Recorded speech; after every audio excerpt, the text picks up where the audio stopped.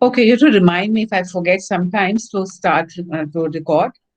We have been recording all our classes so that students who for some reason are not able to join the class at that point of time, they can have access to it at a later stage. Or if you want to revisit the class, you can also come back to that class. If I forget to start recording, I usually remember, but I come back to a class after a gap of a month or so. So I forgot that we record. So now tell me, can you identify what makes you a man or a woman or the other? Individually, I'm not saying generally speaking.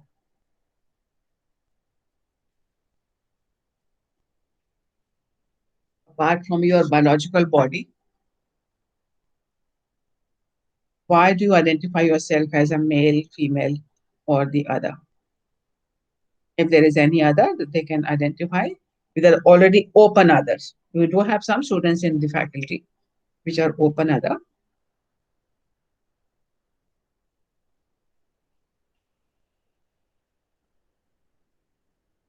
Anybody who think they are a woman in this group?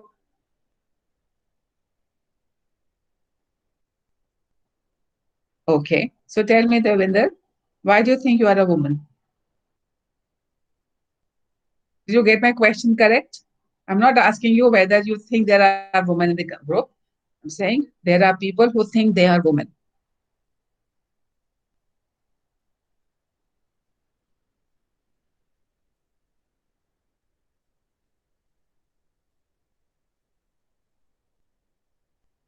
इस class में कोई woman है?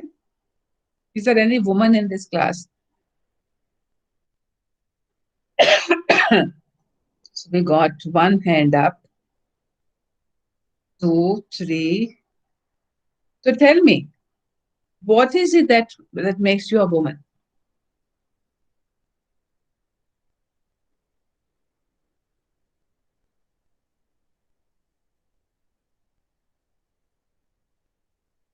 Ma'am, may I speak?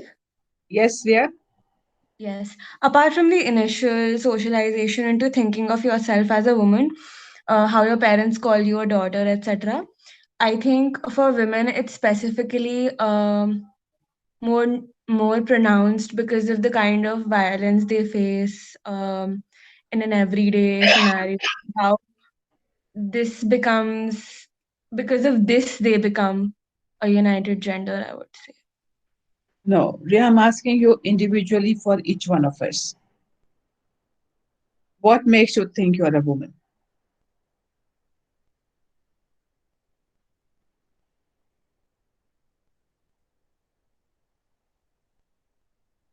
Or let's put it slightly more vividly. How do you think you are different from men? Or how are the men different from you?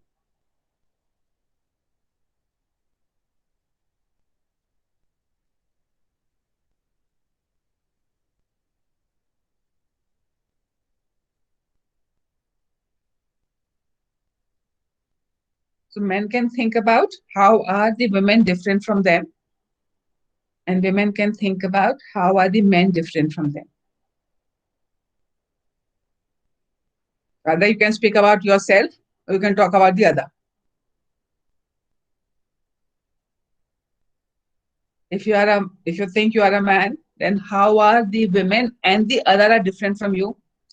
If you are a woman, you can also think as to how men and other are different from you, or what distinguishes you from the others.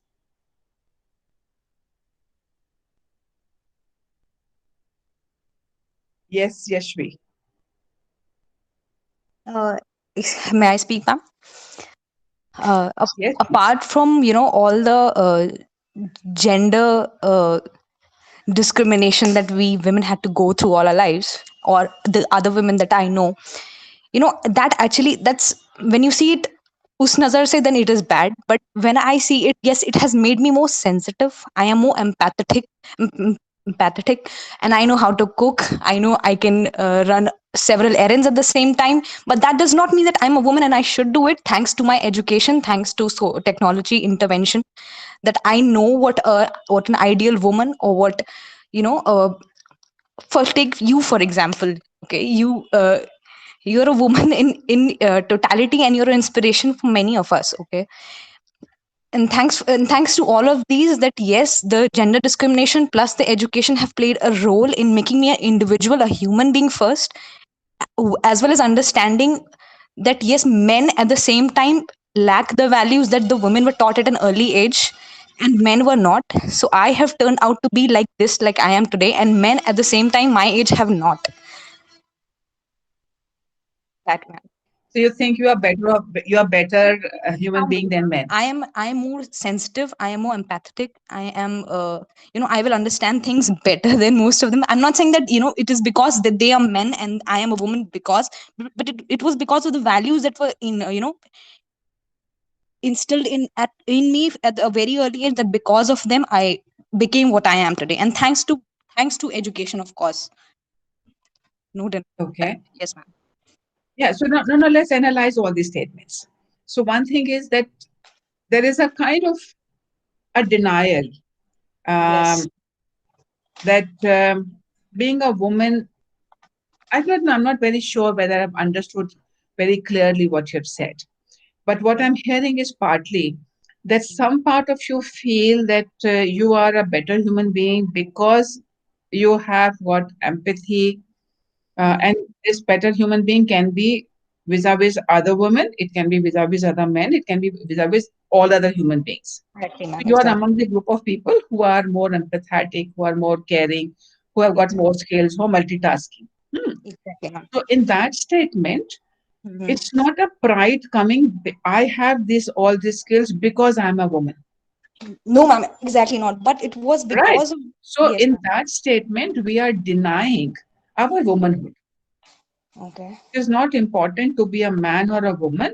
It is important to be having certain qualities.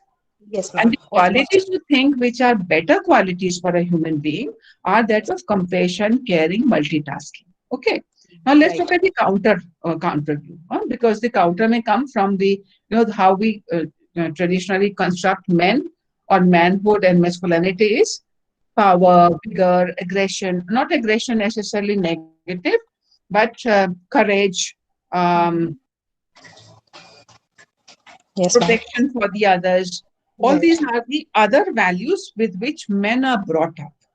Right. So, are we saying being courageous is a less important value than being empathetic and caring? Ma'am, I just Being recently more debated this. physically powerful is less important than caring. Because this is where the contrasting values comes in, Yashvi. Right. But the Yes, ma'am. moment what has been done in our understanding and our upbringing is that the we have divided values. These Right. are masculine values, these are feminine values. Women should be shy, they should be beautiful, they should be caring, they should be loving and affectionate. All these are seen as feminine values and good for them, but not necessarily good for the men. What should the Yeah. men be doing? Men should be courageous, they should protect, they are clear headed. Women are all confused. No, we have all created all these categories. So, whether being confused, for example, is it a human trait or is it a woman trait? Whether being courageous is a human trait or it's a male trait. And the way we have set up our society, we have said that whatever we have said are the male traits are more important. And that is why women like to be like men. वो है ना दंगल film, हमारी छोरी छोरों से कम थोड़ी है. So women are aspiring to be like men because what men present to us is seen as a higher value. I may claim that no, I'm more caring and therefore I'm better. But when you look at society around us, women are aspiring to be like men. They should be as independent as men. They should be as courageous. They should join the army like men. No, they want to do everything which men have been doing. But are the men wanting to do everything which women have been doing? Which is physically possible, but not in childbirth. That's not physical possibility. But all other things are physical possibility. But we had this film, na, Key and Ka. So this hero in that film wants to be like the mother. the housemaker.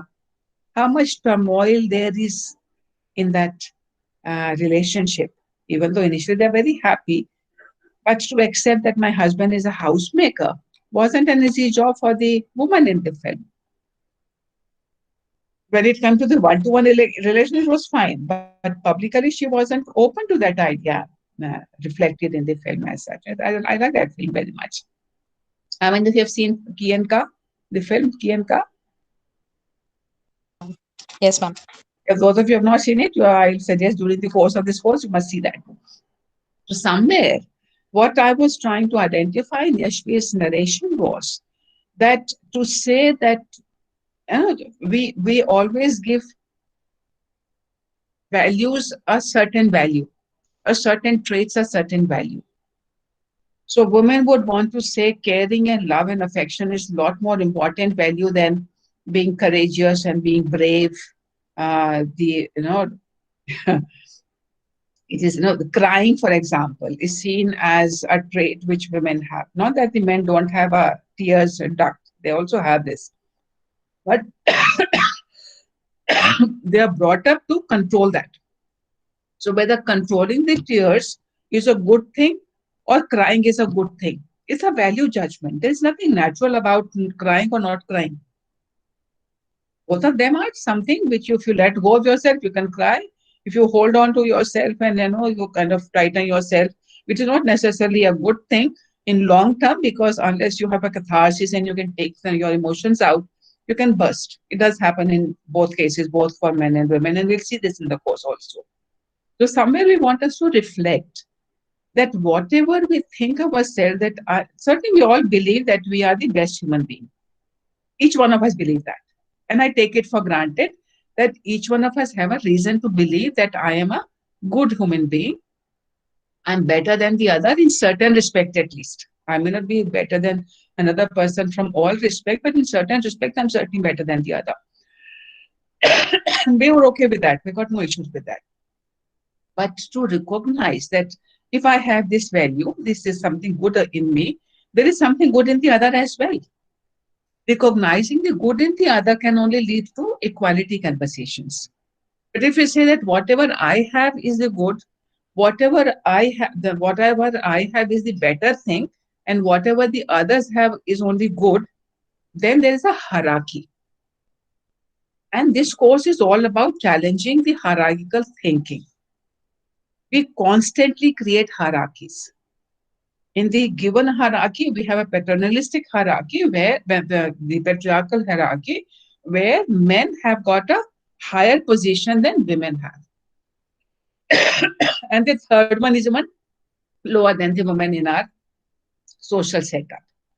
So these hierarchies are the basis for discrimination. And unless we understand that there need not be hierarchies, crying is as important as not crime, depending on the circumstances. Being courageous, being powerful physically is a contextual category. There's nothing absolutely. If saying a powerful being physically more strong is the most important quality to determine whether somebody is superior or not, then who should be the most superior being? Not only human being or human being also. Then all these hulks, all these what do you call them? The the wrestlers, the boxers, the physically strong men among the men, they should be seen as superior. But do we recognize that? We do not think physical power is the only thing. Physical power, no, the power is counted in horsepower. The horse is a very powerful being. But do we consider horse to be a better being than a man because the man has got lesser power? Similarly, we cannot say women are not good because they do not have as much power as physical power as men have. So the first lesson we should take for ourselves, and as we start thinking about this for today's class, would be to think of hierarchies in understanding traits. Something in my bringing up has made me a man or a woman, the way I was brought up. And most of the time, our parents tells us, you might have, some of you might have seen it. If you were a boy and went to the school and was beaten up by your class fellows who came back, your parents said, "क्या लड़का होके पिट के कैसे आ गया? दो हाथ लगा के आने थे ना." If a girl came back crying because the class fellows had beaten her up, you think मैं कल स्कूल चलता हूँ, I'll ask your teacher, how can students beat you up? The girl was not that तू भी मार के आती. So this is how we said girls should fend and should there will be a protector for them and they are subjected to violence. Men can take their own recourse on their own. They don't need another person to do that. Has anyone had this experience in your childhood when your father or mother went to the school because you were beaten up by your class fellow? Or whether they asked you to settle your own scores?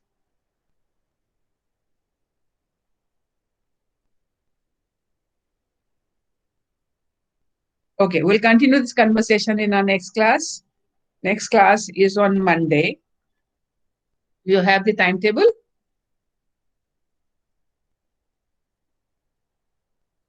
Hello? Yes, ma'am. You have the time. Yes, ma'am. So our class on Monday is from 3:50, I think. Is that correct? Okay, check your class. I'll send you the invite for the class. And everybody, before you leave today, please mark your attendance by writing P in the chat box.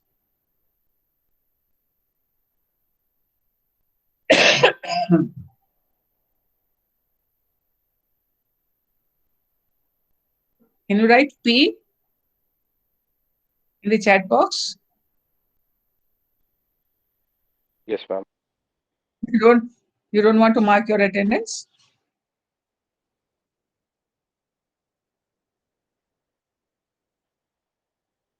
What happened? Why are you not marking your attendance?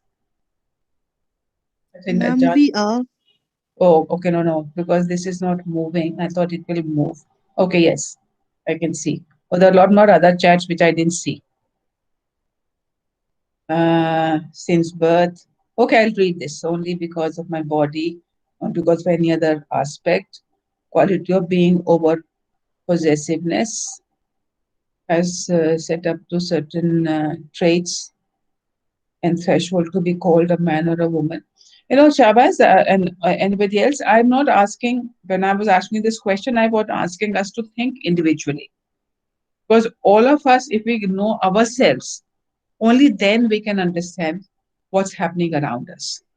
So I would want you to think of yourself as to what has made you, what is your characteristic, what is your strong point, because of which you think you are really the man. Real man hai ki real woman hai.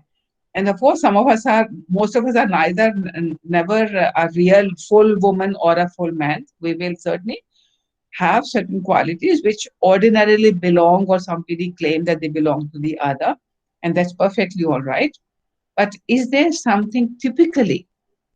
Yashvi said that I am a woman, and a lot of women get, I don't know, she used some adjective also before a woman, says I am an inspiration. So, what is it in my personality which makes me a woman, which gives inspiration? Whether it would have, the inspiration would have been different if I wasn't a woman. So, the question you have to ask yourself. So, one way of the thinking is, of course, because despite being a woman, you are able to do this. No, that's one way to look at another woman who. So, what is it that inspires you? Because I'm a woman, and whether the same thing would have still inspired you if I wasn't a woman. I want to think Keshvi and anybody else who thinks on those lines, because some of you have come back to my class because you want to go through one more session with me, or you want to attend one of my sessions because I've heard certain things about me. I want you to identify what is it for yourself which makes you the man or the woman. So certainly some of the things I can see here is that you have been told you are a woman and therefore you are. You've been socialized like how the women or men should be. What are those traits or what are those aspects of socialization which you have been encouraged to adopt as a woman or as a man? You can make a personal list, and if you want to share them, you can do that in our next class. I would encourage you, I'll write down the reference to a reading. You can glance through it. Have you heard about National Family Health Survey? Number 5.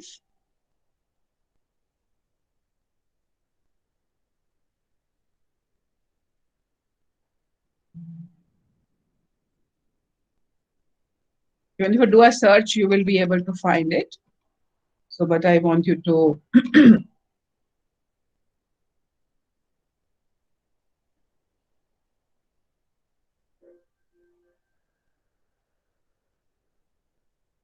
Also, ma'am, are there any prescribed readings for this course or any books it that is you? a prescribed reading.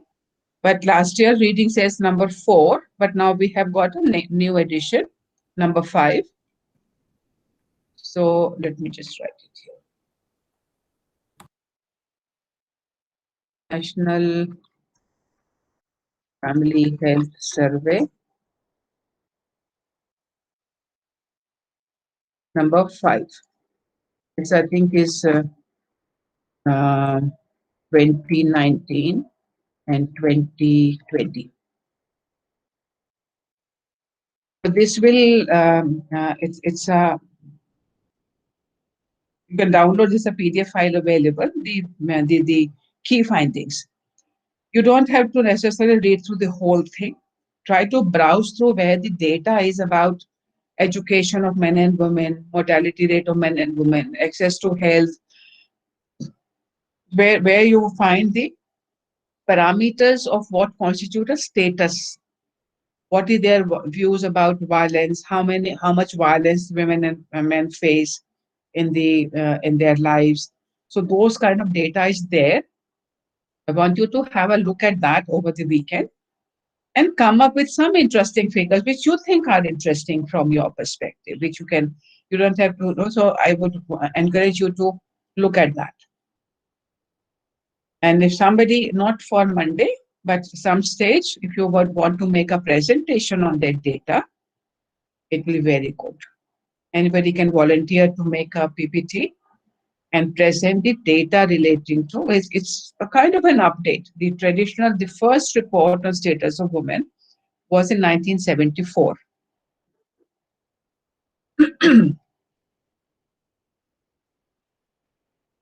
So that's the first status of women report, which actually gave impetus to the discussion and focus. When I forget now who said that you wanted to know the history to some extent, and to some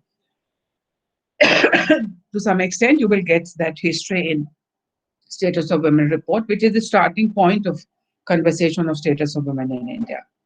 Then we had a revision, an updated version in 2001, I think, by Sarla Gopalan, who presented the data as to what has happened from 74 to 2001. Now we are having these surveys coming periodically. So this survey also tells us what is the status today. How many women get married at a certain age? How many men get married? What are the implications of that? How many childbirths? What is the mortality rate? What are the health parameters? So all that is there because we need to be familiar with the factual situation rather than what the newspapers tend us to believe and what our neighbors and whatever sometimes our lived experiences are, or also that way. So my lived experience may be very different from what the national data is about. So I want you to become familiar. You don't have to remember the exact figures, but you should be aware of what are the trends, in which fields women are doing better numerically compared to men and vice versa. And this survey, I have yet to check myself also whether this has got any figures, facts available for LGBT, the other set of human beings. We were not even recognizing that they existed until NALSA said, no, there is a legal recognition. They were there, but in law, they didn't exist. They don't exist for most purposes even now. So we'll have to check that out also, whether National Family Health Survey talks about only men and women, or does it talk about the other also in the families? So, okay. We'll meet on Monday. Thank you, ma'am. You're welcome. Thank you.